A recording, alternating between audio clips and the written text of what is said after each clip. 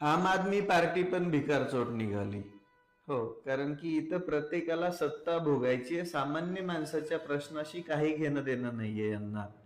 अख्ख्या भारताने तर पाहिलं, राघव चड्डा प्रत्येक वेळेस राज्यसभेमध्ये उभे असताना प्रश्न विचारताना सामान्य माणसाच्या हिताचे प्रश्न विचारायचे, ज्याच्यामध्ये सामान्य माणसाचा फायदा होईल. पण आम आदमीचा फायदा नक्की झाला, पण नुकसान बहुतेक आम आदमी पार्टीचं झालं. आणि आम आदमी पार्टीने त्यांना उपनेते पदावरून हटवलं आणि संसदेला कळवलं की राघव चड्डाला संसदेमध्ये बोलू देऊ नका. काय केलं राघव चड्डाने? येडा येतो, एवढी सत्ता भेटली होती, खासदार झाला होता, तर कशाला बोलायचं? सामान्य माणसाचे प्रश्न मांडायची काय गरज आहे? राजकारण्यांचं ते थोडी काम असतं. राजकारण्यांचं तर काम असतं उगं त्या संसदेत जाऊन वाद घालत बसायचे, एकमेकांना भांडायचं, एकमेकांना आरडायचं.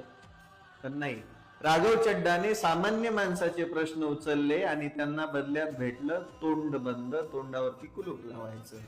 त्यांनी सगळ्यात पहिला मुद्दा उठवला होता, आठवतंय? एअरपोर्ट वरती 200 रुपयाची पाण्याची बॉटल भेटायची, 100 रुपयाची पाण्याची बॉटल भेटायची, 10 रुपयाचा चहा 200 रुपयाला भेटायचा, 20 रुपयाचा समोसा 300 रुपयाला भेटायचा. त्याच्यावरती संसदेमध्ये आवाज उठवला तर तो बदल होऊन उडान यात्री कॅफे चालू झाला प्रत्येक एअरपोर्ट वरती, जिथं चहा 10 रुपयाला भेटायला लागला, समोसा 20 रुपयाला भेटायला लागला, पाण्याची बॉटल 20 रुपयाला भेटायला लागली. हा बदल झाला. त्यानंतर अन्न व भेसळ सुरक्षेसाठी FSSAI चा कायदा कडक करायचा. जे दुधामध्ये युरिया मिसळतात त्यांच्यावरती कडक कारवाई करायची, त्याच्यासाठी पण त्यांनी आवाज उठवला. गिग वर्कर्स माहितीये, झोमॅटो सारख्या डिलिव्हरी कंपन्या 10 मिनिटांमध्ये डिलिव्हरी द्यायच्या, त्याच्यामध्ये सगळ्यात जास्त त्रास गरीबाची लेकरं काम करतात. 10 मिनिटात किती पळणार? दिवसभर पळायचे, 700 रुपये भेटायचे. त्याचा तो मुद्दा उचलला, त्यात बदल झाला. झोमॅटोने ते 10 मिनिटाची डिलिव्हरीची जाहिरातच बंद केली. 12 महिन्यामध्ये तुम्ही 13 वेळा रिचार्ज करतात, हे तुम्हाला बी माहित नव्हतं.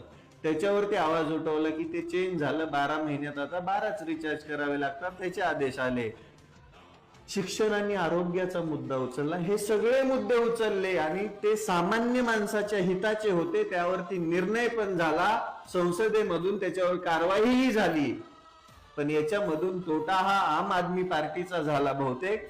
त्यांनी यांचं तोंड बंद करण्याचा निर्णय घेतला आणि त्यांच्या जागी अशोक मित्तल नावाच्या खासदाराला अपॉइंट केलं. पण एक गोष्ट लक्षात घ्या, या देशामध्ये खरं बोलणं, सत्य बोलणं